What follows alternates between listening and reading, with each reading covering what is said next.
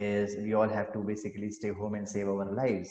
And we saw yesterday how this makes us ask certain questions. It makes us reflect about certain deeper subject matters of life and death.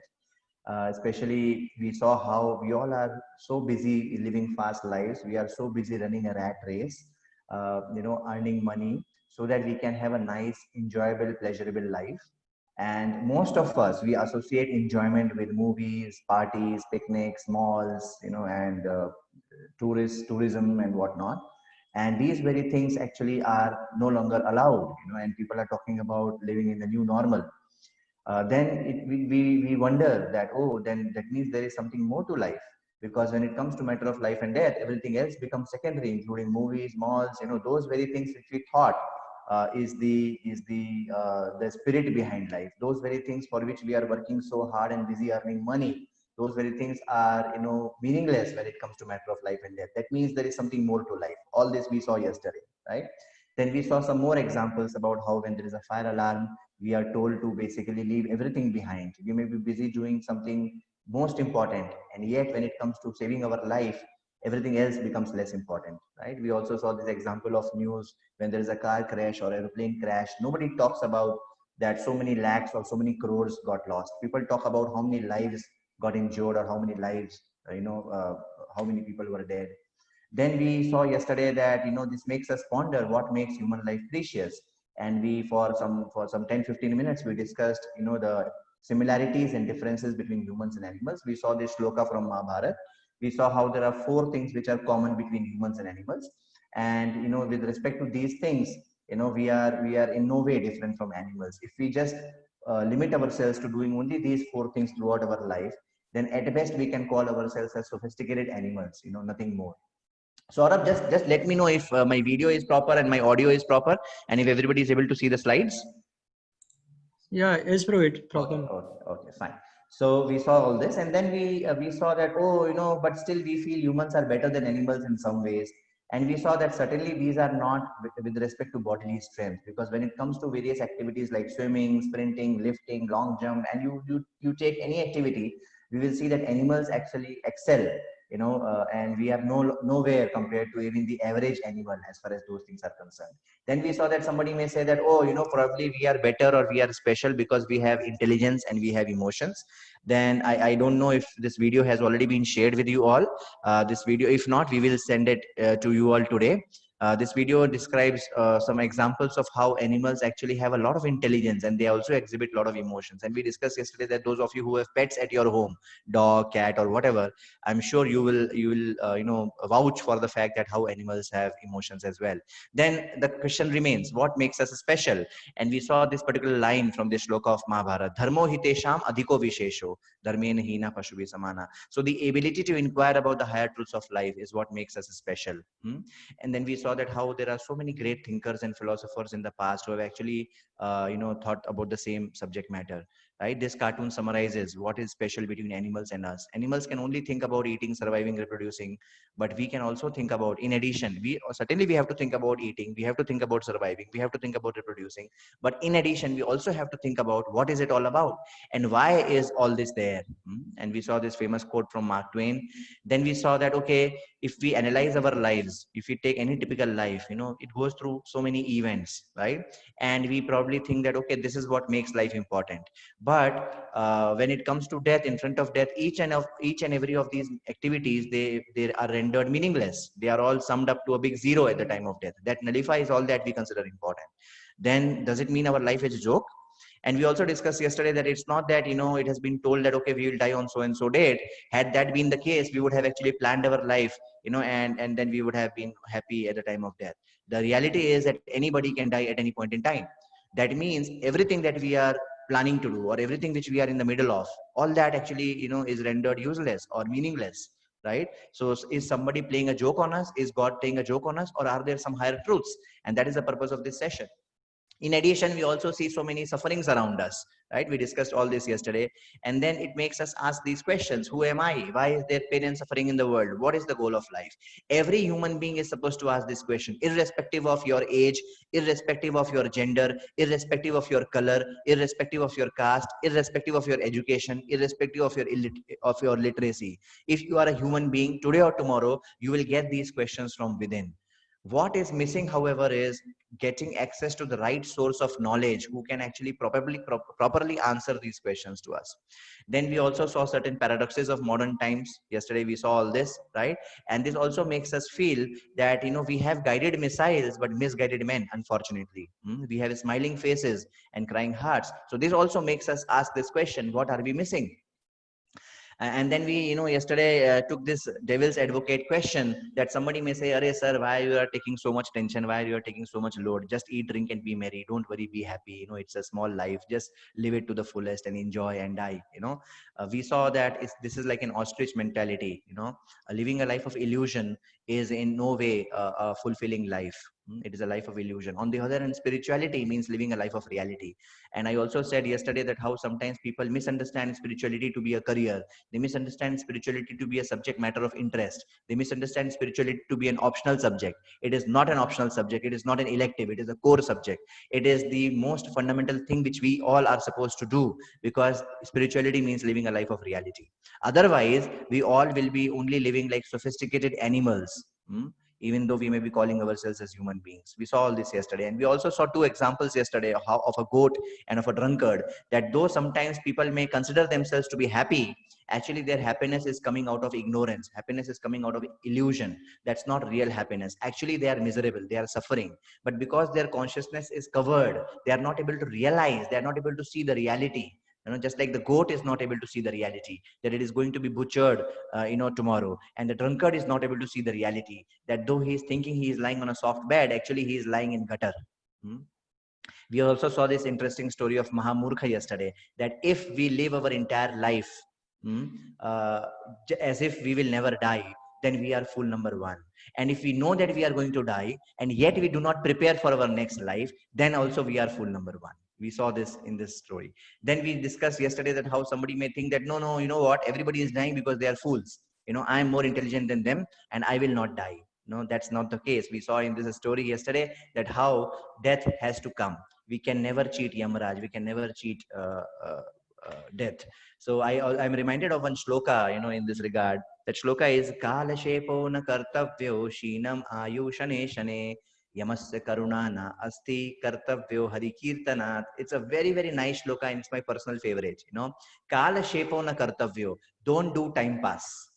Time is anyway passing. You don't have to do time pass. Kala shepo na kartavyo shinam ayu shane shane. Moment by moment our age, our life is reducing moment by moment. Shinam ayu shane shane. Yamasya karuna na asti. Yamaraj will not give us even one more second extra.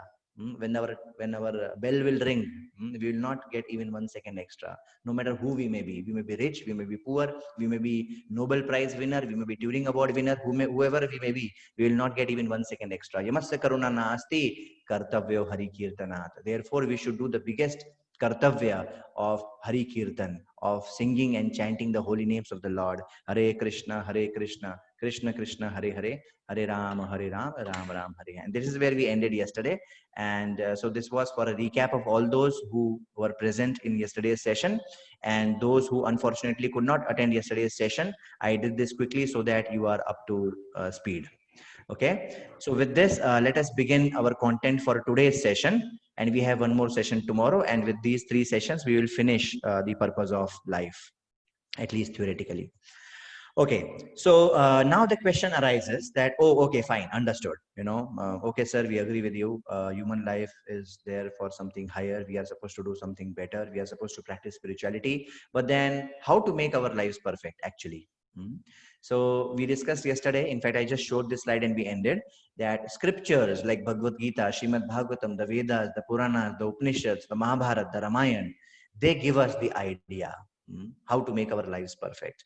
And we cannot call ourselves human beings unless we actually read those scriptures or we hear from the wisdom of those scriptures and lead our life with that guidance. right? So I have tried to summarize this thing with an acronym called IDEA, right? The scriptures give us the idea. I for identity. The scriptures, they tell us what is our true identity. In fact, that is how Bhagavad Gita begins. The first knowledge which Lord Krishna gives to Arjuna in Bhagavad Gita. So we discussed this yesterday, that how Arjuna was completely confused on the battlefield. Arjuna had a dharma sankat. Should I fight or should I not fight? He had 10 reasons to fight and he had 10 reasons not to fight, and therefore he was completely confused. And my dear friends, please note, confusion is the prerequisite for enlightenment. If you are in touch with the right guidance, then confusion is the prerequisite for enlightenment. So Arjuna, he got confused and he tells Lord Krishna, Karpanya dosho pahat swabhava prichhami tvam dharma samudha cheta yachrehasya nishchitam bruhi tanme shishyasteham shadimam tvam prapannam. Arjuna is telling Lord Krishna, my dear Krishna, I'm completely confused. Please tell me, what is the best duty for me to be performed? Please accept me as your disciple and please enlighten me. So Lord Krishna begins Bhagavad Gita by telling to Arjuna the first fundamental principle of spirituality, that we are not this body but we are soul. And in one of the previous modules, this has been discussed and covered at length for you all, and we will get into some more details, especially with respect to, okay, so if we are not the body, we are soul, then what are we supposed to do in life, right? How does it impact us? How does it impact our day-to-day life? Now, please note, my dear friends, it is very, very important to understand our true identity, because if I am thinking I am this mouse, if I am thinking I am this mobile, and I am living my entire life trying to be happy, no matter how hard I try, I will not become happy. Unless I understand my true identity, I will never become happy. All my efforts to become happiness, which is something which all of us are looking for, will only which are only bound to fail, right? So we will discuss this. Then the second is divinity. We are not all alone in this entire creation. We have a higher power with us, right? And that power is not something impersonal. It's not like a air or light. It's basically a person. God is our loving father. We are his children. We'll discuss. And then how does it impact us, and how does it guide our day-to-day life, right? If God, like many of us, most Indians, they believe in God, right? Yet there is no difference between their lifestyle and lifestyle of those who don't believe in God, right? Is this not something ironical? That means our belief in God is only sentimental. If we really believe in God, scientifically, logically, as I was telling in one of the questions yesterday, if we really believe in God and if we are really convinced about God, then it has to reflect in our day-to-day practices and lifestyle, right? If I'm rich, it will reflect in my lifestyle. If I'm poor, it will reflect in my lifestyle. If I'm educated, it will reflect in my lifestyle. If I believe in God, it has to reflect in my lifestyle. We will see this. Then E is for eternity. As we are souls, we are eternal and we belong to an eternal abode. We will see the concept of material world and spiritual world. Right now, we are in the material world, which is made up of matter. If you look all around, you will only see matter around us. And that is why this world is called as material world. But who are we? We are not matter. We are a spirit, right? So if I keep speaking for 6 hours, 7 hours, 8 hours, right? I can guarantee you that each one of you will no longer be present in front of me anymore, but this laptop and keyboard will be there in front of me. What is the difference? The difference is you are alive, you are a spirit, and this laptop and keyboard is matter, right? So this world is made up of matter, and since we are in this world, we have got this body or uniform of matter. Just like if you have to go to a cold country, if you go to a cold country, you cannot go just like this. You have to wear a lot of woolen clothes, then only you are fit to stay in a cold country, correct? Similarly, we all originally belong to a spiritual world. A spiritual world is all made of spirit, that is kingdom of God, right? We all belong to spiritual world. Jesus Christ also says in Bible, we are in this world, we are not of this world. It is a very, very important statement to remember for the rest of our lives. Jesus Christ in Bible says we are in this world, we are not of this world. So we are currently in the material world, but our original home is the spiritual world, right? So but because we came from spiritual world to material world, and we'll discuss why we came here, we have accepted this uniform or this covering, which we call as body, which is suitable for us to live in this material world, because this is made of matter. So therefore we have to have a body which is made of matter, otherwise we cannot roam around and function in this world, right? So we will see that, oh, if this is a fact, that we are not in our original home, then automatically we understand that the goal of human life is to go back to our original home. In that context, we will discuss this E element, eternity element. And then finally we will discuss A, activity, which is basically the law of karma. The scriptures tell us that how this world is not a chaos, right? This creation is not a chaos. There are well-defined laws in this world, and each one of us, whether you be spirit or matter, right? Each one of us, the mobile, like the very fact that this building is made is because matter obeys certain laws. And just like matter obeys certain laws, there are certain laws for matter, which mean I have not made, you have not made, Newton has also not made the law of gravity. He has only discovered the law of gravity. The lawmaker, God, has made those laws. Just like there are laws for matter, similarly there are laws for spirit souls, for each one of us who are roaming around in this world. And that is, one of those laws is called as law of karma. And again, that has an effect on how are we supposed to live our life, right? So we will see that as well as we go ahead. So let us begin with the first one, identity. As I already said, that if we don't know who we are, then all our efforts to become happy actually are bound to be frustrated. If I'm thinking I'm a mobile phone, and no matter how hard I try to become happy, I'll only be frustrated. But when I understand that I am a spirit soul, I am part and parcel of God, and I will become happy when I reconnect myself to God. Then we actually get fulfillment in life. Some people are so attached to their body that they think that they are the body, right? For example, imagine if I buy a new car, right, and somebody playing cricket, gully cricket, because of the cricket ball, it hits the windshield of the car, and this is what happens to the car. Then some people who are very attached to their possessions, they feel as if the ball has hit them, right? They are not able to bear this loss, right? So this is the extent to which we get attached to our possessions or to our body. On the other hand, the fact is actually we are different from the body, right? There was one fat lady, and this fat lady was trying her best. For what not she has tried. She tried VLCC, she tried Galgotia, she tried what not, these weight loss programs. And she went to gym for so many hours, for so many days and so many months. But how hard she would try, she would just not be able to lose weight. And she was very, very frustrated and depressed in life, so much so that she wanted to commit suicide. But when she came to know from this knowledge of Bhagavad Gita that, oh, I am not the body, I am soul, she felt so relieved. She felt that, oh, okay, I am not the body, I am somebody different from my body. Then she got a real purpose in life. Otherwise, she was feeling that the goal of life is to become thin. Those who are thin, their goal of life is to become fat. Those who are fat, their goal of life is to become thin. Those who have black hair, their goal of life is to color the hair brown. Those who have brown hair, their goal of life is to color their hair black. I mean, there's all nonsense going on in this world. It is all because of misidentifying our real identity. But but when we understand what is our true identity, we are able to better align our lives, we are able to better lead our lives in the right direction. This is another example which I would like to give you, that if we investigate, so let us say a typical and average man in today's world lives for 65 years, right? We all are worried about ROI, return on investment, right? We all have become money wise, right? And typically only a fool would not think of return on investment. Everybody else, any sane man with some common sense, right, with some sanity, would want to think of return on investment, right? That okay, if I invest this much, how much I am getting. So now let us look at the return on investment as far as time is concerned, right? So it has been found that an average man sleeps for about 22 years out of 65 years.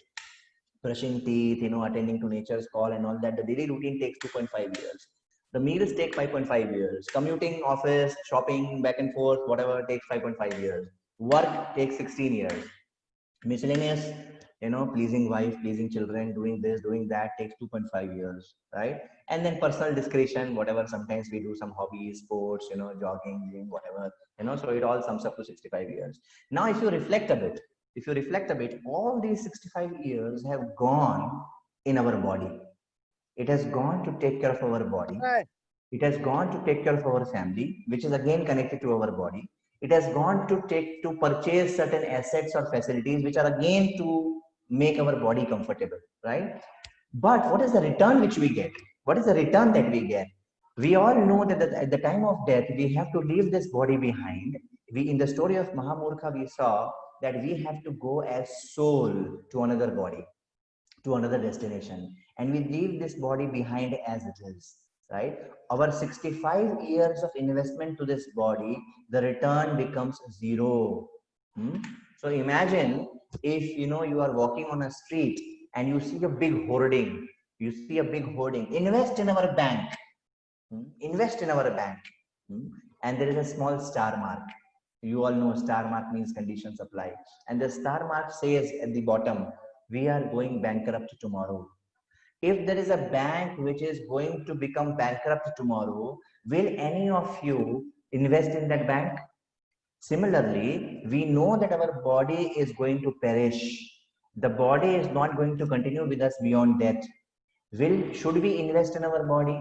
Now, one wrong understanding is, okay, to hell with the body. I will not take care of my body at all. That is a wrong understanding. Why it is a wrong understanding? Because till the time I am in this body, I am supposed to take care of this body so that it can help me in functioning well. So there are two extreme wrong understandings. One wrong understanding is that I will not take care of this body at all. And another extreme wrong understanding is that I take care of the body so nicely and I get completely occupied and completely absorbed in taking care of this body as if there is nothing else in life, as if there is, as if I am the body, right? So both are wrong. The right understanding is to use this body, to take care of this body in such a nice way so that as soul we can fulfill the purpose of life. That's the right understanding. Otherwise, we will be like this old lady. This old lady, she loved parrots so much that one day she went to market and purchased a parrot with a cage. And she loved the parrot so much that she used to polish the cage every day with golden polish. But unfortunately, she forgot to feed the parrot. And I mean, you all can guess that if you forget to feed the parrot for 4 days or 5 days, what will happen? The parrot died. Right? Similarly, each one of us, in Bhagavad Gita, Lord Krishna says that each one of us, we are not the body, we are soul. And if our 24 hours we are giving to body and we are not even giving 1 minute to the soul, what will happen? We will actually die. We will be frustrated. We will be disappointed. And that is why we see all around us, we see smiling faces and crying hearts, because we are actually not giving real nourishment to us as souls. Now one may say that, oh, okay, so then should I just neglect my body? No, we have to understand that we have three levels of existence. At the innermost level, our real level of existence is spiritual, soul. That is the source of consciousness. The intermediate is our mind and intelligence. That is a decision-making faculty, our mind and intelligence. And the external self, our external self is the body, the covering which we have. So we should always remember that yes, we are a soul, but that does not mean we can neglect our body and mind. Since we are in this body and mind is like a vehicle which has been given to us, and we are like the driver of the vehicle. I hope this point is becoming very, very clear to each one of you, that body and mind is like a vehicle which has been given to us, and we are like the passenger, the soul in the vehicle. Now using this vehicle, we have to reach the destination, right? So we have to take care of this vehicle in such a nice way that we can actually use it for our real purpose, right? So it's not that we have to neglect our body or mind, but according to the Shastras, according to the guidance of our superiors, we have to take care of body and mind so that as passengers, we can actually go where we really want to go. And in that connection, I'm sure you have already seen this in one of the previous modules, that we have to enjoy the pies of life. Taking care of our body is physical, right? PQ, physical quotient. Taking care of our intelligence and emotions is like intelligence and mind. That's like intelligence quotient and emotional quotient. And taking care of our soul is actually taking care of our SQ, spiritual quotient. I'll not get into details of this because this has already been covered for you, but I wanted to emphasize that when we hear that we are soul, and when we hear that the purpose of life is to reconnect ourselves to God, of whom we are the part and parcel, it does not mean that we have to neglect our body and mind. We have to actually, if we really want to fulfill the purpose of life, then we have to understand that we have to use this body mind vehicle in a nice way to be able to actually fulfill the purpose of life. In that sense, we have to take care of our PQ, we have to take care of our IQ, we have to take care of our EQ, and we have to take care of our SQ, which is the ultimate purpose of our existence. And therefore, I very much like this acronym HHH, just like we have these AAA batteries, right? I'm sure you all have heard of this AAA batteries, AAA. Similarly, this is the HHH battery, which we all should always remember in our life. You all should note it down if you want. We have to become happy, healthy, and holy in our lives. How do we become healthy? When we have disease-free body, we become healthy. How do we become happy? When we have disease-free mind, we become happy. And how do we become holy? When we have disease-free soul, then we become holy. And if we live life in this way, then we really live a fulfilling life. And at the same time, we achieve the purpose of life. We achieve our ultimate destination.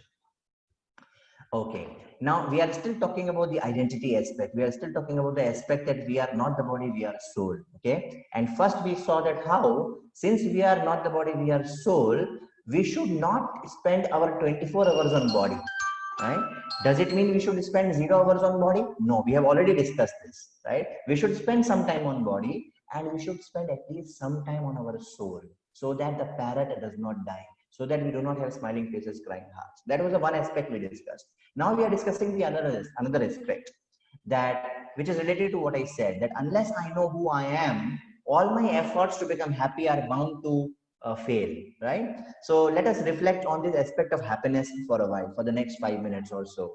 So happiness is the motivation for all that we do, is it not?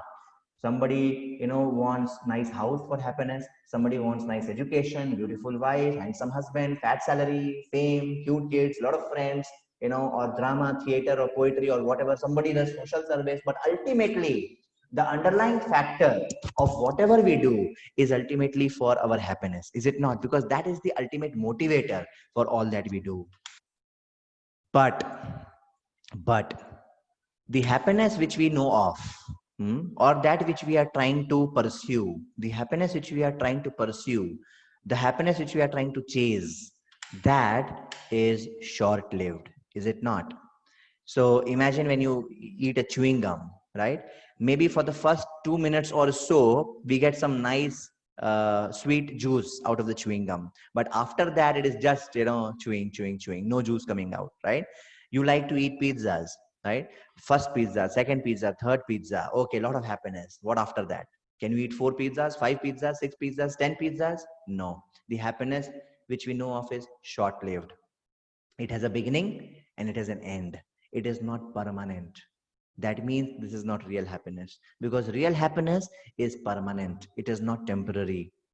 One great saint by the name A.C. Bhaktivedanta Swami Prabhupada, founder Acharya of ISKCON, he gave a very nice example. He said that if I give you sweet rice, if I give you sweet rice to enjoy, if you have even some dust particles in sweet rice, let's say it's a stormy day, a wind is blowing, and along with the wind, some dust particles also enter your sweet rice, right? Even if there are few dust particles in the sweet rice, you will not be able to enjoy sweet rice anymore. With every bite, some cut, it will do, it will just spoil the taste of the entire sweet rice. You would like to discard it completely, right? So happiness mixed with even little suffering is no happiness at all.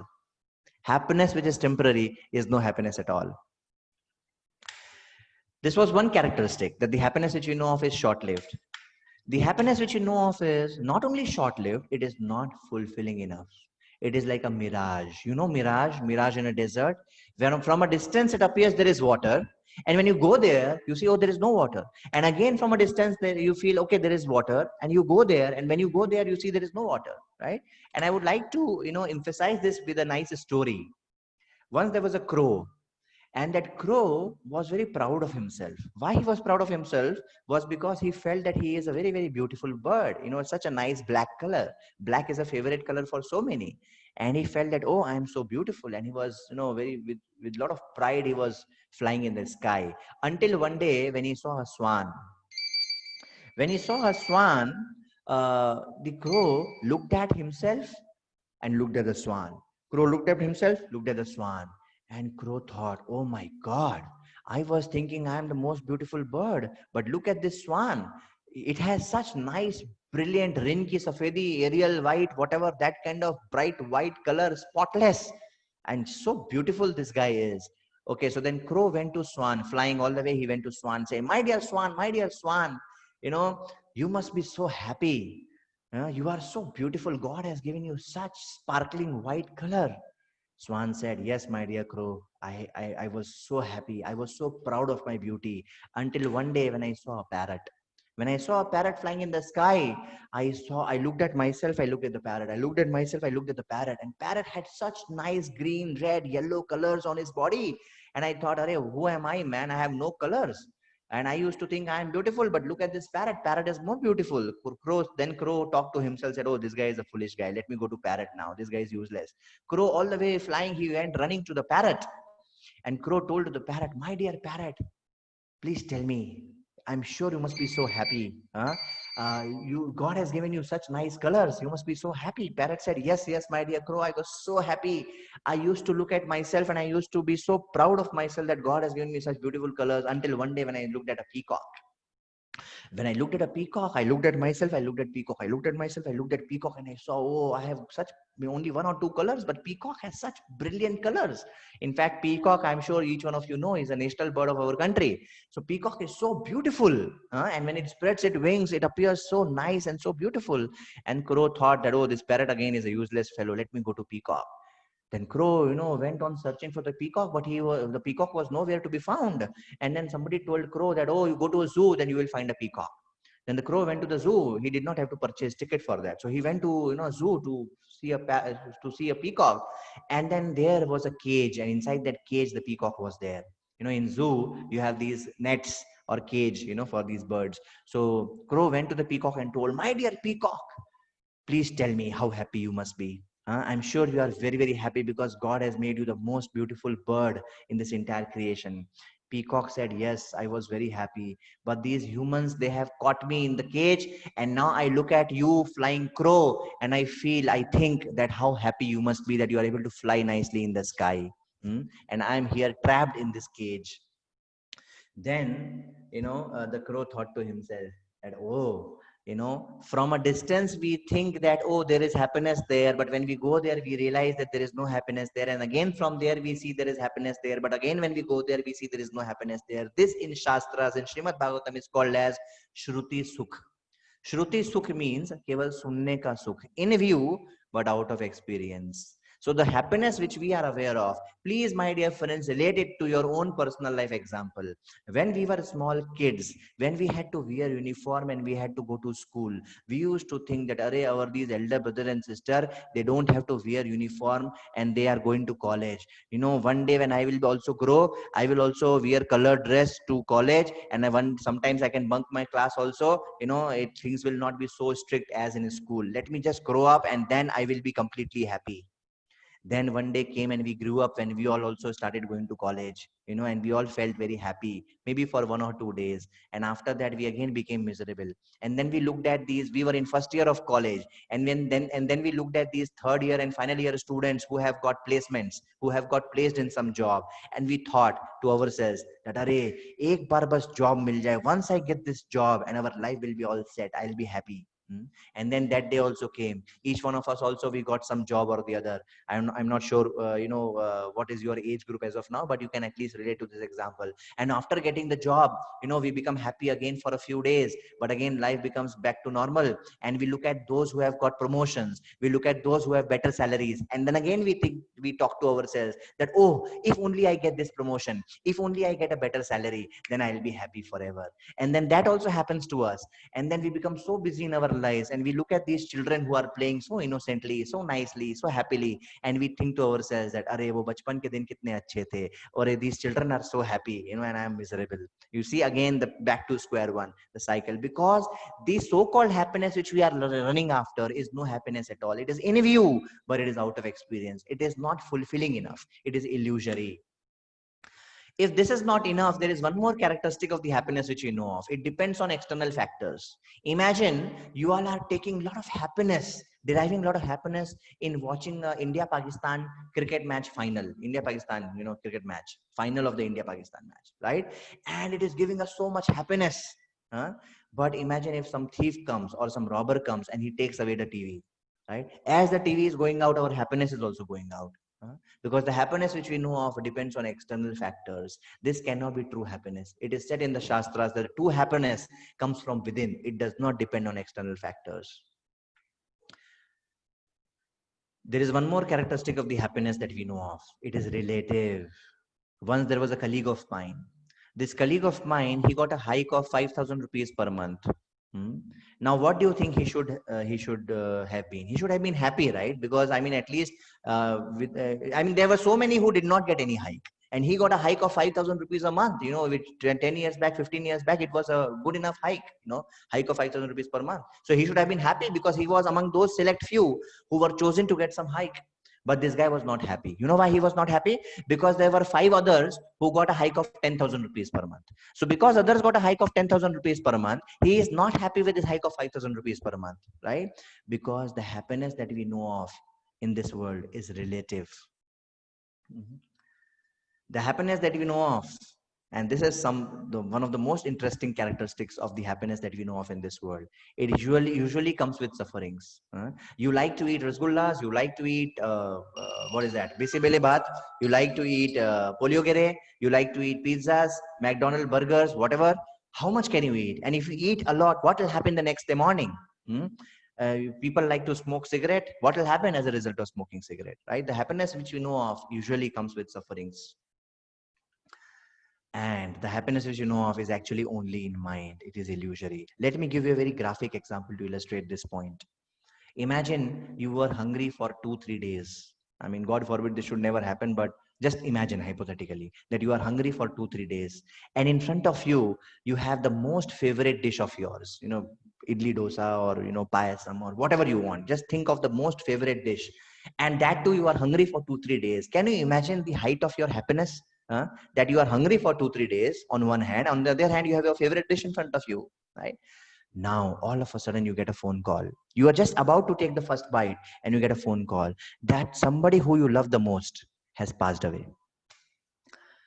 And you really genuinely love that person the most. And that person has passed away, God forbid. And now, will you be able to enjoy that food? Will you be able to derive that same happiness which you were feeling about 2 minutes back? No. Now, food is the same. Your hunger is the same. Food is the same. What has changed? Earlier there was happiness, now happiness is not there. What does it mean? Was happiness in that food, or was it in our mind? It was in our mind. It was not real. It was not real. Right? And for this happiness, which is temporary, which is illusory, which is miserable, which is only in mind, which almost always comes with sufferings, which is relative, which is actually not absolute. For this happiness, we are running in the chase of this happiness, and we are only, I mean, that rat race picture which I showed you yesterday, right? The problem with the rat race is, even if you come first, you will only be called a rat. But we are human beings, is it not? Hmm? So human beings are not supposed to run in a rat race. They are supposed to understand, think, and reflect. Okay, what am I supposed to do in life? Right? Otherwise, this is what happens to us. So we have to understand what is the missing key. One of the purposes of human life, we have got human birth to be able to understand and appreciate this fact that, oh, what is the right way to become happy? As I said yesterday, just like Swaraj is our birthright. Somebody said, I think Bal Gangadhar Tilak, said, Swaraj is our birthright. Swaraj hamara janm siddh adhikar hai. Similarly, we discussed this, that happiness is our birthright. Each one of us are seeking happiness, and there is nothing wrong in that. That is perfectly all right, because that is the nature of soul. Soul is sat chit ananda, anandamayo bhyasat. Soul is always pleasure seeking. Hmm? But right now we are seeking pleasure in the wrong way at wrong places. And human life has been given to us to understand this fact and rectify the mistake and start looking for pleasure at the right place in the right way. And regarding this missing key, I'm reminded of one very interesting anecdote. There were once 10 friends who were living in an apartment. They were living on the 15th floor of the apartment. And these 10 friends, one night they went for a party, and it became very late in the night for them to return home. And when they, returned home, they were shocked to see that there was no power since several hours, and even the power backup is not working, and therefore the elevator, the lift is not working. And please don't forget that they used to live in the 15th floor of the building. They were all sharing that flat of those 10 friends. And when they saw that, oh, the lift is not working and there are no symptoms of it working anytime soon, they became completely devastated. They have just returned from a party late night, and now they were crying and they were wondering what to do. And then one friend said, "Arey yaar, chhod, chalo, come on, whatever is it, let us accept it as a reality and let us climb the stairs, because there is no other way." But to make their ordeal of climbing the stairs little easier and little convenient, they came up with a plan. They came up with an idea that, let us do one thing. Each one of us will narrate some nice stories or jokes or anecdotes, so that, while hearing that, laughing in laughter, we will be able to climb the stairs and will not feel the pain of climbing the stairs. And you can share some story, some nice incidents or some joke or whatever. So like that, the first friend shared some joke. They climbed 2, 3 floors. The second friend shared some jokes and stories. They climbed another 2, 3 floors. Like that, the turn of 10th friend came, and they were just almost near their flat. They were on the 14th floor, and only one floor was remaining to climb. And this turn of the 10th friend came, and 10th friend started crying. And the other friend said, "Arey, what happened here? Come on, you were supposed to tell a joke so that we climb. But anyway, whether you tell a joke or not does not matter because now we are almost there. Just one floor to climb, and we'll be done." And this guy said, "Arey, yaar, what to speak of a joke? I have something to say, and by saying that, everybody will cry." And people said, "What happened?" He said, "The key of our flat I have forgotten in my car behind, in the car downstairs, ground stairs." And everybody started, beating this guy left and right. Right. So this is a very humorous and very funny story, but this teaches us a very important lesson. In our journey of life, sometimes we go a bit too far. Hmm? and and then it is too late before we realize that, oh, we have missed something fundamentally important far behind. Right now, each one of us, we are already youth, right? We are not children, so we have already lost several years of our life. But it is said, better late than never. We can still right now come to our senses and get enlightened by the wisdom of our shastras, so that we understand what is the right way to live life, so that tomorrow, sometime later, whenever we will be at our deathbed, we will not regret, we will not look back and regret that, oh, I have come so far, but I have lost the key far behind. We will not regret. It is said, death is like an exam and life is a preparation. Death is an exam, life is a preparation. We are not supposed to be afraid of death. Sometimes when I give seminars like these, especially when it is about purpose of human life and things like that, then people ask me, "Arey sir, why are you so pessimistic? Why are you talking about death?" Right? Then I give them an example. Many of you may have boarded an aircraft. You may have taken a flight. You may have taken a flight to go from one place to another in the past, right? And when you board an aircraft, according to the protocol, one of the first few things which happens to you is the air hostess, in a very sweet voice, tells you, "My dear friends, if the plane, in an unforeseen circumstance has to land in an ocean or water body, then the oxygen mask will come, and there's a life jacket under your seat, you wear it and be happy and things like that, right? That time, do any of us question the air hostess or the captain that, "Arey, shubh shubh bolo yaar, come on, what are you saying? We have not even, taken off, and you are talking about accident, you are talking about crash." Why we don't do that? Because the point is not to be afraid of it. The point is to be aware of it and to make sure that we take necessary precautions. Is it not? So is that called pessimism, or is it called realism? It is realism. Similarly, when we talk of death, the spirit is not that, "Arey, death, I will die, Arey, I will die, Arey, chodo yaar, I'm dying, I'm dying." No, that's not the spirit. The spirit is just like you have to be aware of your exam 2 months later, so that you can understand the syllabus and you can prepare well for that exam. Similarly, to be aware of death is like to be aware of that exam, and sorry, is like to be aware of that exam, and so that we can live life in a way so that we can excel in that exam. That is spirituality. That is the right spirit behind spirituality. Unfortunately, people have developed such wrong notions and misconceptions about spirituality that people have, come to such wrong conclusions. Like, for example, one wrong conclusion is that spirituality makes you forget everything and leave everything. Come on. After hearing Bhagavad Gita, did Arjun leave everything? In fact, before hearing Bhagavad Gita, Arjun wanted to run away from fighting. After hearing Bhagavad Gita, he fought bravely and he emerged victorious. Is it not? So we have to understand spirituality from the right sources. Unfortunately, we think that spirituality is something which has to be learned from our parents or grandparents or our friends, or I myself know what is spirituality.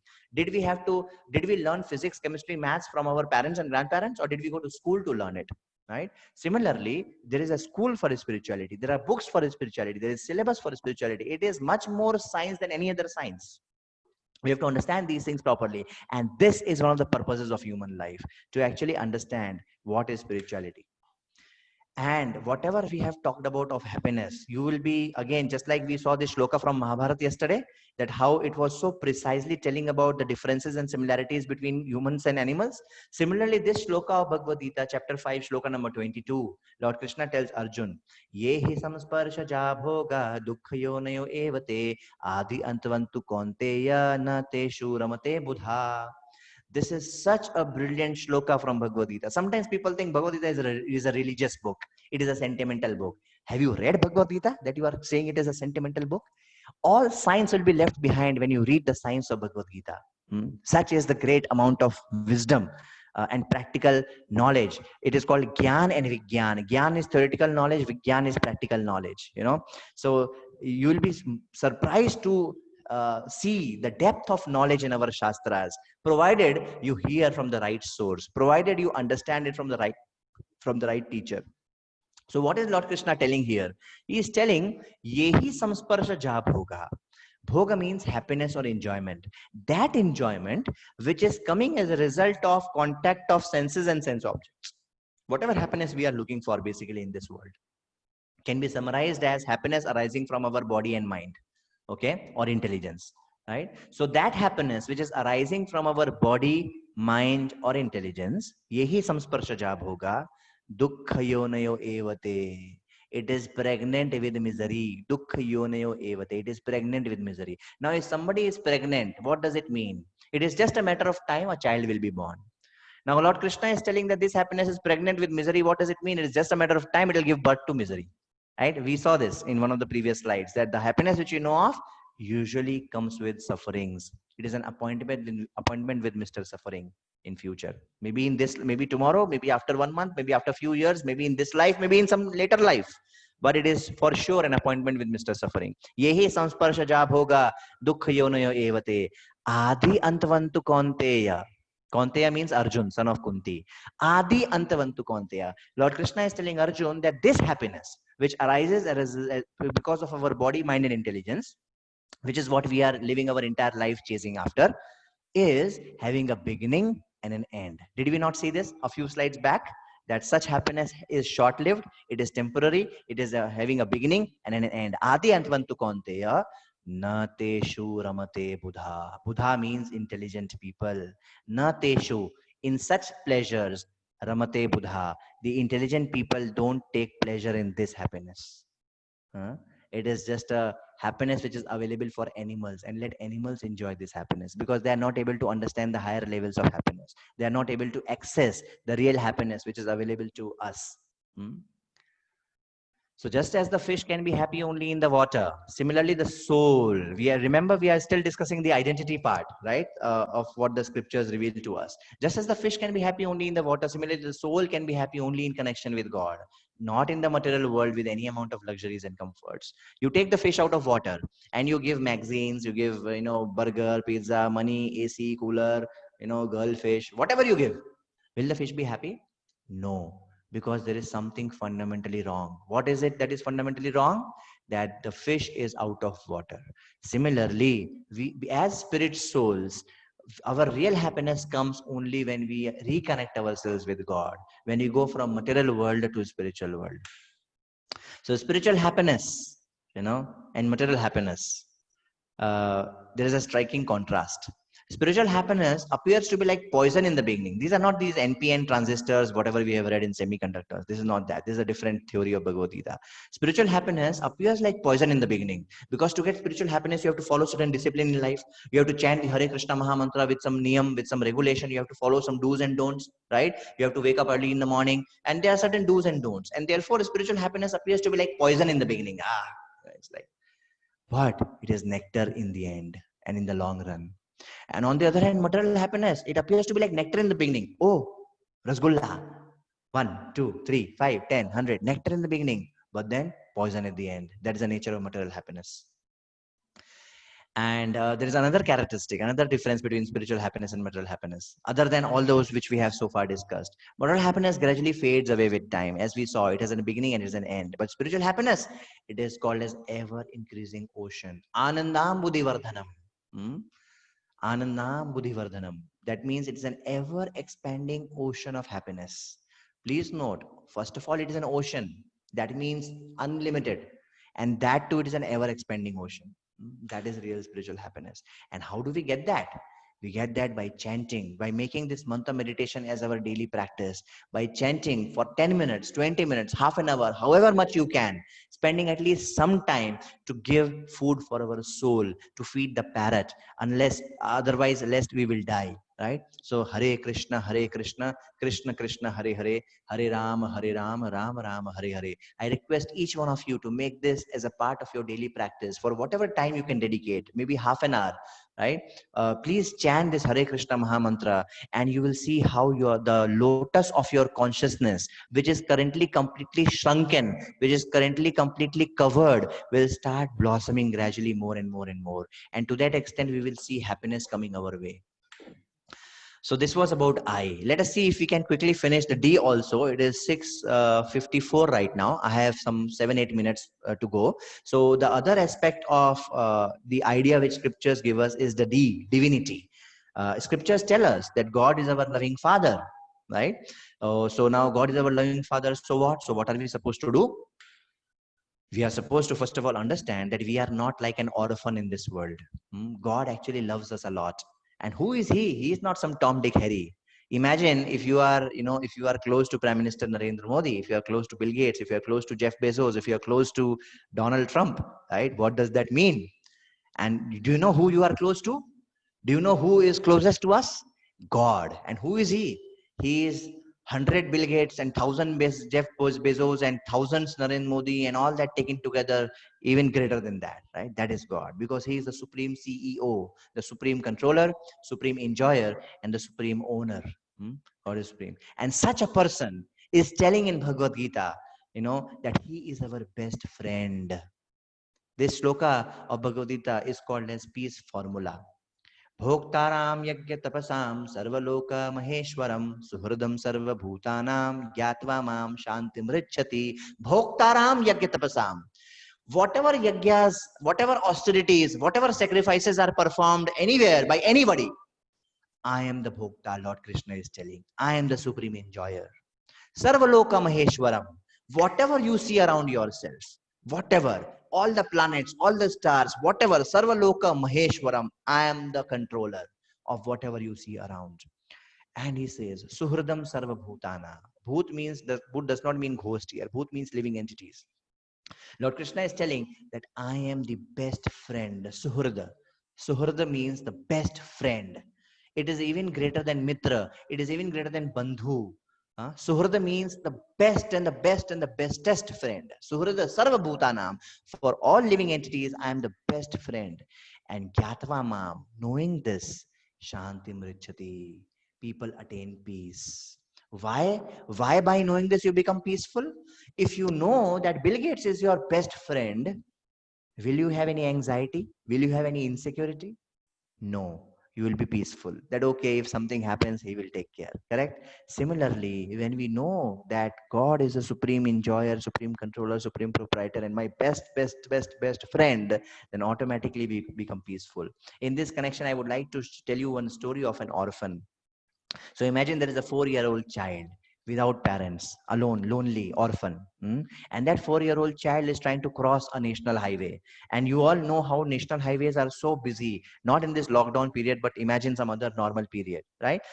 Zoom, zoom, zoom, big heavy vehicles and all kinds of cars are, zooming past, both ways, this way, that way. And this 4-year-old child without parents, lonely, orphan, is trying to cross the road, right? What will happen? He will take one step and zoom, one car will run past him and he will, be taken aback. Another step, zoom, and he will try his best for hours together, and this poor fellow, he will not be able to cross the road, or he will meet an accident, or he will harm himself, right? His life will be frustrated. On the other hand, imagine if there is a small boy, 4-year-old child, another case too, right? And he is with his parents. He is holding the hands of his mother and father, right? And when he has to cross the road, he may not even be aware that he is crossing the road. He may be busy eating an ice cream, like this, right? And he is holding the hands of his parents, and he is able to very swiftly, without any problem, cross the road, right? That is what happens when you connect with God. That is what happens when you hold the hands of God, for which God is so eager, because we are his loving children. So when from the Shastras we understand this, then it gives us, it endows us with a special kind of power, which is beyond any other power of this world. And therefore, one of the most important things which we should do in life is we should always count our blessings. It is said that the hardest arithmetic to master is that which enables us to count our blessings. Many times we are very eager, or we are very quick to complain. Arey, why did God this to me? Why is this happening to me? Right? But we forget that we have already got so much. We have got two eyes. We have got one nose. There are so many people who don't have two eyes. Like there is one saying that I was crying for a new pair of shoes, till the time when I saw a boy with only one leg. Right? We may be crying for new pairs of shoes, but there are children who don't have even legs to wear shoes on. Right? So the hardest arithmetic to master is that which enables us to count our blessings. Please note, what are we discussing? We are discussing human life. We are discussing the purpose of life. And one of the things which in that connection is to acknowledge and to understand that we have a supremely loving Father, the Supreme God.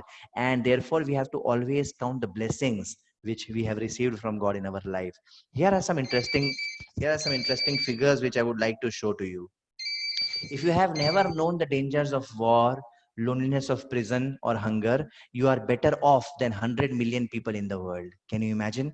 Right?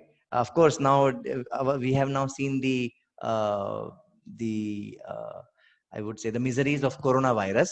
Right? But leaving that aside, if you have never known the dangers of war, the loneliness of prison, or hunger, you are better off than 500 million people in the world.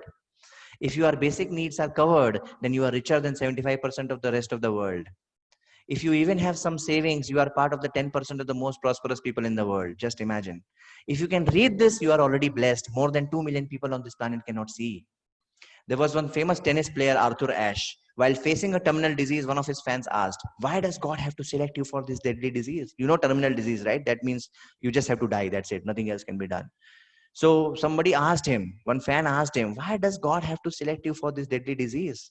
Now, people like us, we may have responded that, it's very unfair. Life is unfair. God is unjust. God is cruel. Or I don't believe in God, because if God exists and if he is kind, then why is he doing this to me? Therefore, I don't believe in God, and what not. But you know what this guy replied? This guy said that 5 crore children start playing tennis. Out of them, 50 lakhs learn to play tennis. And out of them, 5 lakhs learn professional tennis. Out of them, 50,000 come to the circuit. Out of them, 5,000 reach the Grand Slam. And out of them, only 50 reach Wimbledon. And out of them, only 4 reach the semifinals. And only 2 to the finals. And only 1 holds the Wimbledon Cup. And this Arthur Ashe, he had held the Wimbledon Cup. Did I ask why me? He said at that time. So he said that when I was lifting the Wimbledon cup, I did not ask God why me. So that does not give me, so therefore I have no right to ask God why me. We have to count the blessings of God, right? And therefore we have to understand that in our chase for happiness, we have to understand that as we are spiritual beings, as we are living beings, ultimately it is love which gives the highest happiness and the ultimate motivation for all. Now, some people love objects, some people love people, some people love real wealth, some people love parents, some people love their country, some people love social service. But ultimately it is only love which can really give us real fulfillment, right? But the nature of love, as we see in this world, is temporary, or it is limited, or it is selfish, or even if it is at its best, then it will be sooner or later interrupted by death. And we will be back to square one. It will only ultimately give us misery or sufferings. But when we love God, who is our divine Father, since God is unlimited, since God is eternal, since God is infinite, since God is complete, when we love God, that is the ultimate perfection of love which we can ever achieve. And that is the ultimate perfection of happiness which we can ever achieve. So just as a man suffering from amnesia, amnesia means a disease wherein you lose your memory. So just as a man suffering from amnesia forgets his parents and relatives, we have forgotten our love and service to God. Having forgotten God, we are reposing the same love and service in temporary and false relationships of this world that are finished with time. And therefore, we are again left high and dry. We are again left at the same back to square one. It could be spouse centeredness, family centeredness, money centeredness, work centeredness, or whatever centeredness. It is bound to frustrate us unless we repose our loving and serving tendency to God. Now, please note, I would like to clarify at this point in time that when I am saying that we have to love and serve God, it does not mean that we don't have to love and serve our country. It does not mean that we don't have to love and serve our friends or parents or relatives or neighbors. What it means is we have to love and serve everybody in connection with God. And we have to also directly try to love and serve God by various means which are prescribed in the Shastras. So our love and service to others should never be at the cost of our love and service to God. And by the way, our love and service to God will never be at the cost of our service to others, because God includes and surpasses everything else. When I love and serve God, I become a better student. When I love and serve God, I become a better husband. When I love and serve God, I become a better son. When I love and serve God, I become a better father. When I love and serve God, I become a better employee. You see this? And that is what is a perfection of human life. Only unmotivated, uninterrupted love can satisfy us completely. And that is possible only when we repose our loving and serving tendency to God, because He is unlimited, He is infinite, He is somebody who can handle us with care. Everybody else is bound to break our hearts today or tomorrow. If not deliberately, if not intentionally, at least unintentionally. Only God is the one who can actually reciprocate with our love to the fullest, and that is what will satisfy us completely.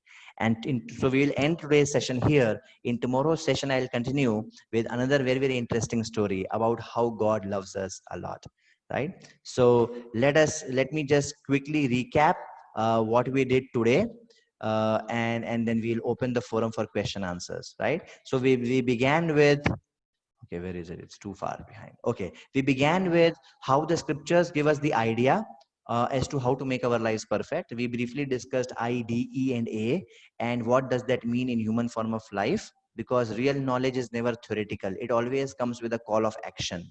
Hmm? And therefore, every aspect I, D, E, A, which we will discuss, will be associated with some practical day-to-day things which we can follow in our life. So first, we discuss about soul, that how we are not the body, we are soul, and therefore any investment on body is like investing in a bank which is going to become bankrupt. But does that mean we should not at all invest in that bank? No, no, no, we have to invest in body, but not at the cost of investing to soul. So if out of 24 hours, if we give 24 hours to body, that is wrong. If we give 0 hours to body, that is wrong. We have to give some time to body, and at least some time, half an hour, 1 hour, we have to give to soul. Otherwise the parrot will die. We saw this, right? Then the next thing we saw was, okay, so we are soul. How does that bother us? That bothers us because if we are really looking for happiness, we have to know that what is that real happiness which will satisfy us. Because all other kinds of happiness which we have been looking for or which we have been running after is falls short and does not satisfy us completely. And before it is too late, we have to understand what is the right way to get happiness and what is the right way to lead life. We saw this nice shloka from Bhagavad Gita, and we saw various characteristics of material happiness and spiritual happiness.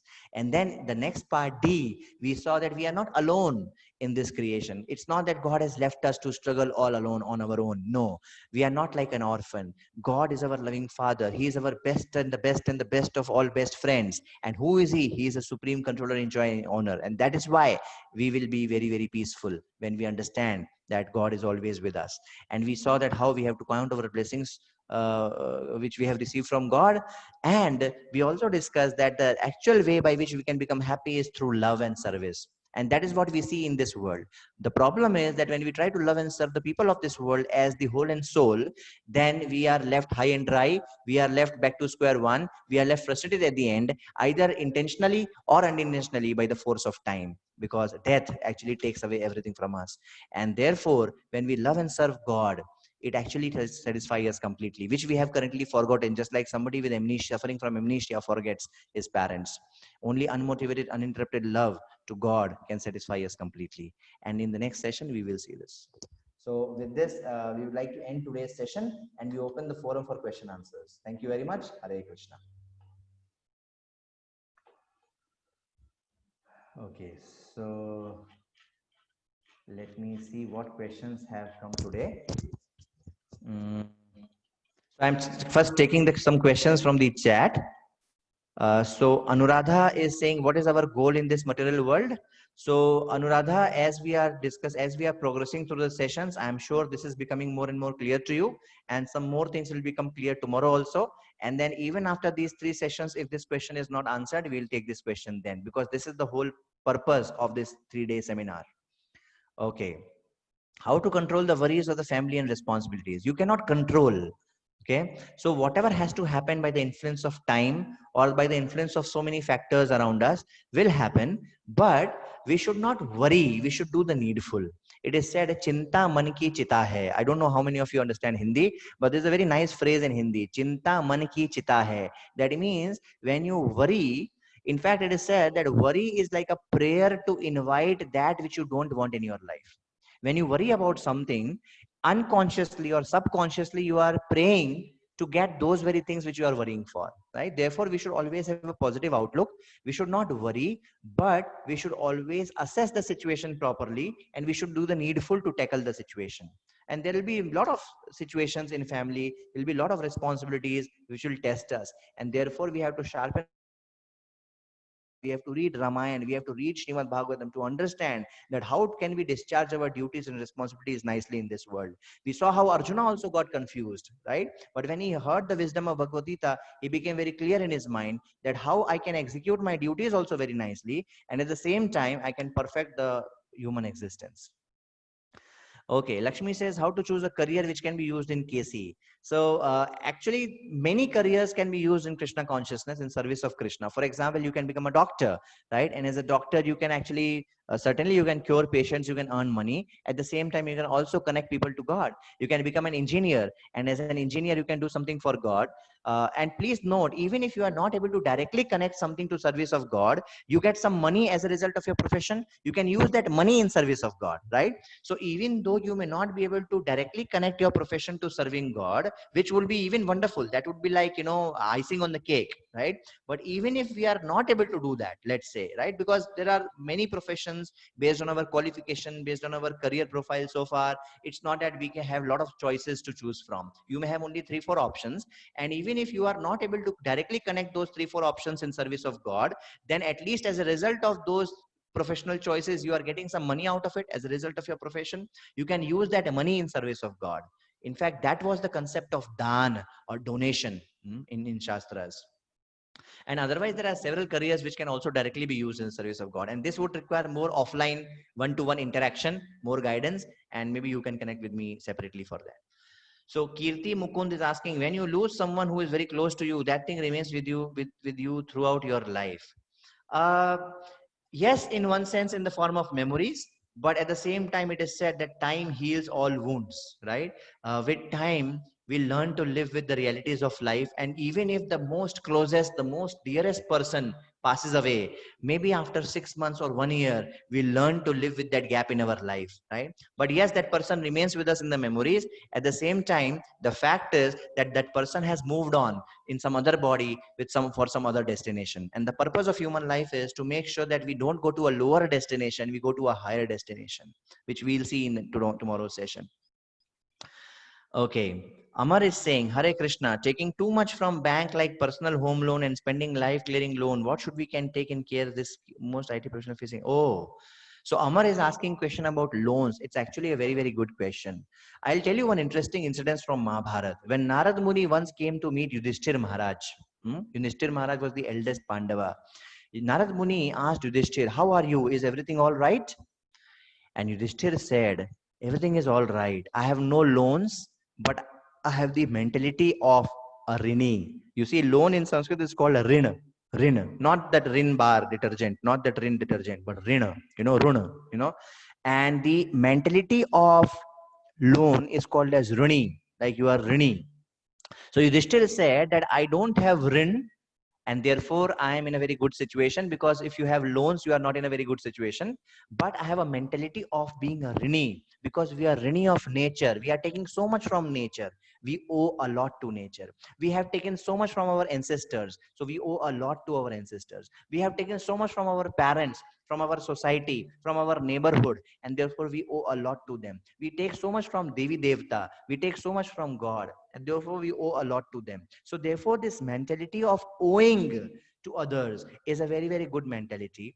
But actually having rin is not good. That was the earlier civilization. Now in today's civilization, unfortunately, since money is the center of everything, and since everybody is being encouraged to earn more and spend more, even if you don't earn, don't worry, spend more, therefore this loan, once it used to be only a financial help for those who cannot afford, now it has become a way of life, right? But this is actually a very, very wrong lifestyle, and this makes this actually makes a fool out of a human being. You know, you learn to spend more than what you earn.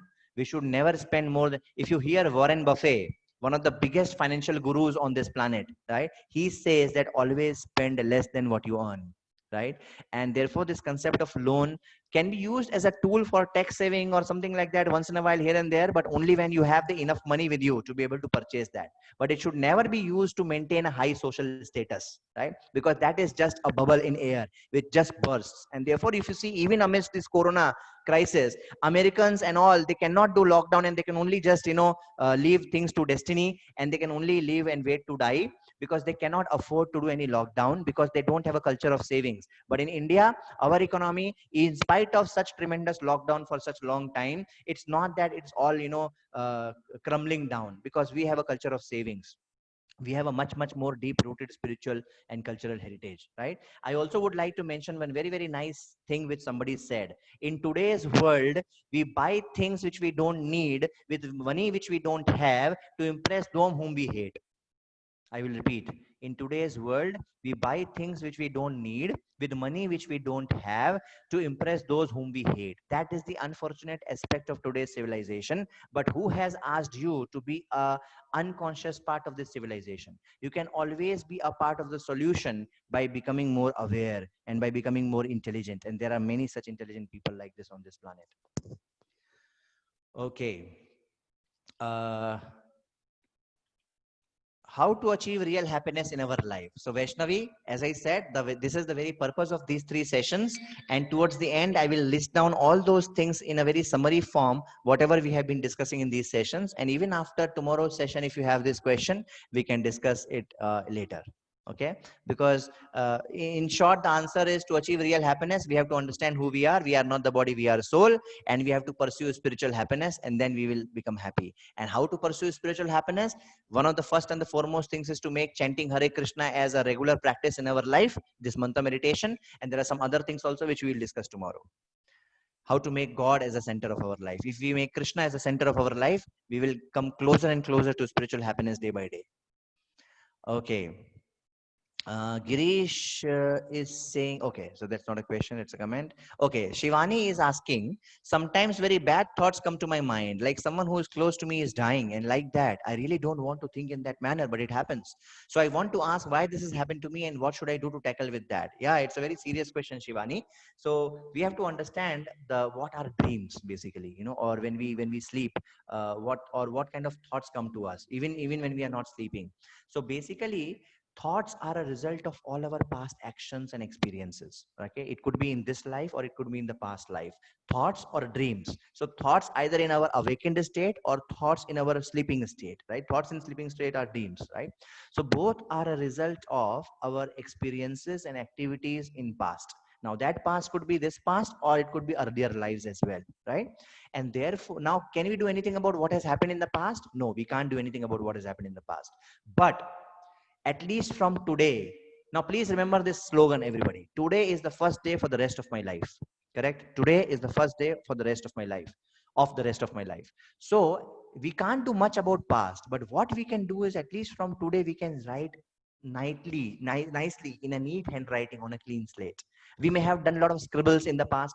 We may have done a lot of cuts, a lot of, you know, paper crush or whatever we may have done in our notebook of life in the past. We can't do much about it, but at least from today, which is the first day of the rest of my life, my notebook is empty, and I can write with a nice, neat handwriting in a very clean way, according to the guidance of the Shastras.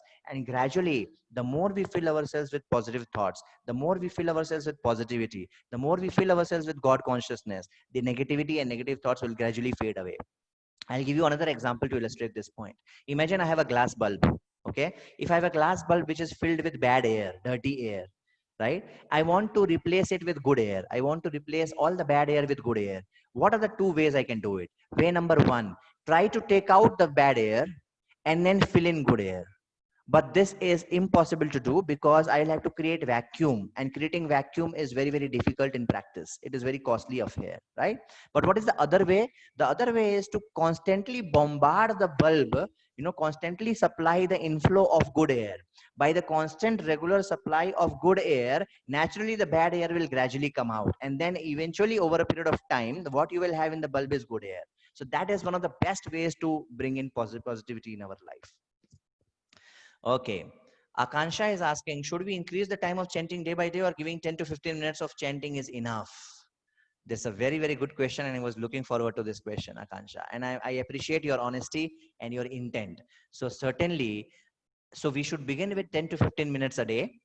But after chanting like this for 1 week or 2 weeks, once we become habituated to it, once we have incorporated it properly in our lifestyle, we should increase it to 30 minutes. And again, after 2, 3 weeks, we should increase it to 45 minutes. Again, after 2, 3 weeks, we should increase it to 1 hour. And gradually, ultimately, we can increase it up till 2 hours. More than that will not be needed. Because to keep a healthy balance, chanting, doing mantra meditation every day for 2 hours is very powerful to maintain our God consciousness throughout our day. But yes, gradually we should aspire to increase, because a small child, when he is learning to walk, initially he will fall and he will stumble, and parents clap. They say, "Oh, very nice, oh, like trying to walk this that." Now, if he continues to do that year after year, and even if a grown up kid, walks in like that, nobody will clap and nobody will encourage. People will slap. They'll say, "Hey, well, how are you walking? Walk properly," right? So as we grow, our commitment has to increase. Our expression of love and service to God has to increase as we grow. Otherwise, Lord God will think that, oh, you are only treating me as lesser priority in my life.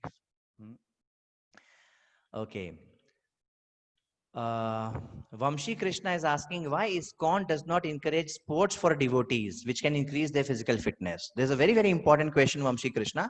It's not that ISKCON does not encourage sports for devotees. That's not the right way. The right thing is, ISKCON is supposed to give us the guidance, right? ISKCON is supposed to give us the direction, the goal of life. Now, how to implement those teachings in our life depends on time, place, and circumstances. Now, for me, if I have to remain fit, if I have to play some sports, I should do that, because that will help me to stay fit. Otherwise, if my body mind vehicle is not proper, I'll not be able to perfect my human life. I'll not be able to fulfill the purpose of this existence, right? However, what is discouraged is watching cricket on TV. Why that is discouraged? Because that is called as idle sports. Idle sports means you are only eating potato wafers and you are drinking, Fanta or Maza or soda or whatever, sitting on a sofa. You are becoming a couch potato, and those players, they are becoming fit and they are becoming, they are becoming rich also, they are becoming fit also, and you are becoming fat also, and you are becoming poor also, right? That is nonsense. That is foolish. But if you yourself play certain sports, right, to remain fit, that is very wonderful and that is encouraged. In fact, there are so many wonderful sports which were there in our Vedic culture, right? Another unfortunate part of today's sports is that it is not geared towards fitness, it is more geared towards commercialization. And this is very evident by the fact that how test matches gradually became unpopular. Then now one days have also become unpopular, and 2020 have become popular, and now even 2020 is not as popular as the IPLs. Why? Because it's all money behind it, right? That's not the true spirit of sports. So there are several problems with the sports as we know of them today, and in that sense they are discouraged. But the real spirit of sports, for mental alertness, for physical fitness, that is wonderful, and you should do that. Of course, you cannot do 24 hours, right? I mean, everything is supposed to be in balance. Lord Krishna says in Bhagavad Gita, yukta har viharasya yukta cheshtasya karmasu yukta sapnava bodhasya yoga bhavati dukkha. Who is better than Lord Krishna himself to tell this? And it is there in Bhagavad Gita. He says that one should be regulated in eating, sleeping, work, and recreation. One should be regulated and balanced in eating. We should not eat too little, we should not eat too much. Sleeping, we should not sleep too little, we should not sleep too much. Work, we should not work too little, we should not overwork ourselves. And recreation, we should not do too little, we should not do too much as well. Lord Krishna says this in Bhagavad Gita. Okay, fine. Does demigod have material body like human? Yes, demigods' bodies are also material, but they are not like, they are not like, so it depends on who the demigod is. Like, for example, Brahma's body is only intelligence. Brahma has the body of only intelligence. Brahma does not have this gross body of earth, water, fire, air, ether, this Panch Mahabhut. Demigod's body is also, not exactly based on this earth, water, fire, air, ether, but their body, at the same time, they are not spiritual, they have material body, right? It's more subtle. So on this planet, things are more gross. As we go to higher planets, things become more and more subtle, but both gross and subtle, there is matter, gross matter and subtle matter. In fact, it is said that when demigods come to this planet, their feet don't rest on the ground. Their feet is always a little bit above the ground until previous ages, until Dwapar Yuga. In Kali Yuga, demigods don't come to this planet, but until Dwapar Yuga, demigods used to regularly come and go to this planet, right? But Kali Yuga is too hopeless, too pathetic, too dirty, too contaminated for them to come here. And whenever they come, they don't also blink their eyelids. So certainly their body is different from our body, but yes, they are also souls. Just like I am in this body right now, somebody is in Indra's body right now. Indra is a position, Chandra is a position, it's a post, and somebody is occupying that post. Okay, Apurva is asking, can you please explain a little bit more, maybe with example, that belief in God logically and scientifically, not sentimentally? What are logical ways of believing in God? So Apurva, this is actually a separate seminar in itself. Um, I encourage you to maybe contact us offline, and we will send you many resources as to how we can have very scientific faith in God. And I think that would also have got covered as one of the sessions in earlier modules, right? But it is like, for example, we have been able to make aeroplanes, right? But the aeroplanes have a lot of limitations. They need a lot of fuel. They have danger of getting clashed with each other. They can be hijacked. But God has created mosquitoes, who are like flying aeroplanes, and they have never, two mosquitoes have never clashed in air. And the mosquitoes also don't need petrol. They have their own pipe. They sit on my arms. They drink their petrol and they fly, right? So who has done this? Has this come by chance? No. It is a creator who has created this, right? So like that, there are various scientific and logical ways by which we can arrive at the existence of God. Not that मेरा दिल कहता है भगवान है, तो भगवान होंगे, मेरा दिल कहता है तो. No, we have to have a very, very firm faith based on logic and conviction that God exists. This is just to answer your briefly. If you send an email to me, I'll send you a lot of material on scientific proof of existence of God. Okay. Tejaswini is asking, sir, as we know, again, girls are asking more questions. Looks like boys have no questions. So, sir, as we know that whatever a person does, though it is positive or negative, is that written in his or her fate? And if yes, then why our soul after leaving the world go to hell or heaven after our God knows that what is done by us before situation takes place? No. So again, as I said yesterday in one of the answers to yesterday's questions, nothing is fixed. What I do right now determines my future. Certain things are decided based on what I have done in the past, right? That I can't do undo, that I can't undo. Yet Lord Krishna in Bhagavad Gita says towards the end, chapter 18, shloka number 66, Sarva dharman parityaja mamekam sharanam vraja aham tvam sarva papebhyo mokshaishyami ma shuchah. Lord Krishna is telling Arjuna, Sarv dharman parityaja mam ekam sharanam vraja. Come in my shelter. Mam ekam sharanam vraja. Aham tvam sarva papebhyo mokshaishyami. I will free you from all sinful reactions. Ma shuchaha. Do not worry. So, we have already created a future for ourselves based on what we have done in the past. However, we can also dynamically modify that future. Actually, law of karma is a very, very complex function of lot of variables. And it's a very dynamically changing function based on what we are doing in present right now, day to moment after moment, day after day. Our future is dynamically changing, and yet there are certain things which have been fixed based on what we have done in the past, and yet those things, again, Lord Krishna says, if we take shelter of him, then those things also can be changed. Okay, Harsha, implementation of knowledge is difficult. How to overcome that? Please guide. So we will be able to apply knowledge in our life when we have right guidance, when we have right association. Because in Kali Yuga, we don't get strength being alone. In earlier ages, people could do anything alone. People could go to forest, they could do tapasya for 60,000 years alone. In today's age, in Kali Yuga, people like you and me, we get strength only by unity. We get strength only by association. So when like-minded people come together, when we are in association of like-minded people, when we have the right environment around us, when we have the right encouragement around us, and when we have a live coach, a live mentor with us, then we are able to apply knowledge in practice properly. Okay, Girish Balu, Prabhu, like Steve Huff kind of people claim that they talk to soul after death. Is it true? Soul after death of a person doesn't have a body. See, so at the time we have to understand what happens at the time of death. At the time of so we are soul. Around us there is subtle body, and around subtle body there is gross body. We are soul, and around us there is subtle body which is made up of mind, intelligence, and ego. And around that subtle body there is gross body which is made up of earth, water, fire, air, ether, the Panch Mahabhut. Right now, what happens at the time of death is that based on what we have in our mind, based on what desires we have, and based on what we were thinking at the time of death, and based on what is our karma, past quota, past account, based on that, the subtle body is taken to a new gross body. But because the soul is attached to the subtle body, the soul is also dragged along with it. That is exactly what happens. So many times when these ghosts or souls are roaming around, they're not roaming around as it is. They're roaming around with a subtle body, right? And it is indeed possible to actually talk with them and things like that. But all that comes under Tantra Gyan and things like that, right? So maybe we can discuss more offline. But that's not the real point of interest here. Okay. Raghunath Reddy says, is focusing on soul and chanting equal to focusing on God? Very good question. If I have to look at myself in the mirror, can I look at myself in the mirror in a dark room? No. Even to look at myself, I need to have light. Similarly, self-realization and God realization go hand in hand. So when we focus on soul, when we focus on chanting Hare Krishna, who are we addressing when we are saying Hare Krishna, Krishna Krishna, Hare Hare, Hare Ram, Ram Ram, Hare Hare? We are addressing God. We are calling out God's names, right? The more we call out God's names, the more we will be purified, and the more our soul will connect. Yoga means to connect. You have already attended a session on yoga for modern age, right? So our soul will get connected with the super soul, supreme soul, which is God, right? And yes, they go hand in hand. It is equal to, in one sense, on focusing on God. Okay, but that does not mean we are God, right? That does not mean we are God.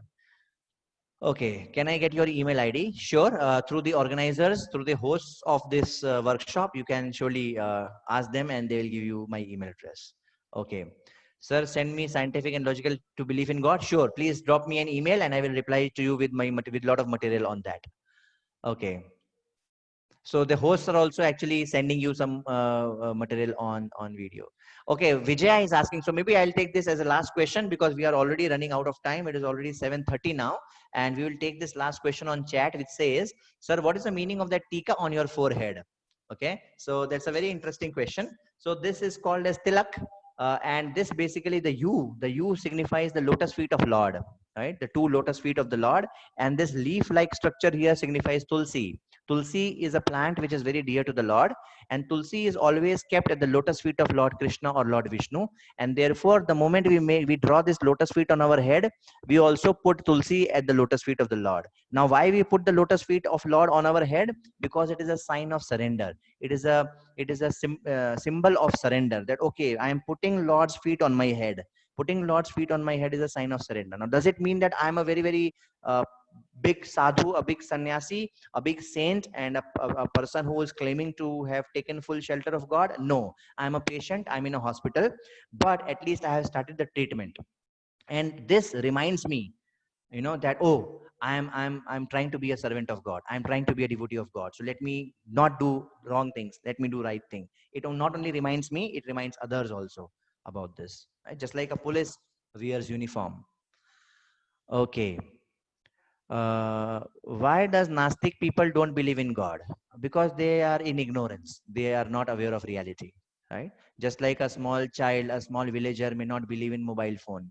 An illiterate person may not believe in rocket science, right? Because they are not aware of it. That's why. And they don't want to because they are envious of God. Because they are envious of God, God is allowing them to forget them. Lord Krishna tells Arjuna in Bhagavad Gita that I am telling you this knowledge because you are my friend and you are not envious of me. So if you are envious of God, and you want to forget God, Lord Krishna says in Bhagavad Gita, Sarvasya chaham hridi sannivishto mattah smritir jnanam apohanam cha vedeshcha sarver aham evi vidyo vedant krid ved videva chaham. Lord Krishna says, mattah smritir jnanam apohanam cha. Smritir means remembrance, jnanam means knowledge, and apohanam means forgetfulness. All these three come from God only. So if you want to forget God, God will make you forget him, because God loves us. He will not force you. Okay, and the Gnostic people, they are envious. There are two kinds of Gnostic people. Those who are innocent. So if you tell them about God, they will believe in God. Those who are ignorant, you tell them about God, they will believe in God. And those who are envious, they don't want to believe in God. They hate God. They want to kill God, right? And such people, God makes them forget himself. Okay. Fine. So I'm done with the list of questions on the chat, and I hope this session was enlightening and edutaining to you all. We are done with the session 2 of module 4. Tomorrow we will meet for the last session, and I think I'll have to probably rush through tomorrow's session because there is a lot to cover. There are a lot of stories to tell. So please make sure you are there, same time, same place, same channel. Till then, Hare Krishna.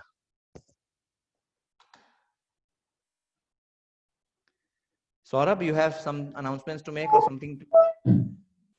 Yeah, we have shared some link through on chat. Okay. Yeah, and Okay, tomorrow. so maybe all participants, yeah, those who are interested can go over those material. Yeah. Yeah, and we'll be sharing on our Telegram group also. Okay. Yeah. Thank you very much. So I'll sign off now. Okay. Hare Krishna. Yes, Hare Krishna.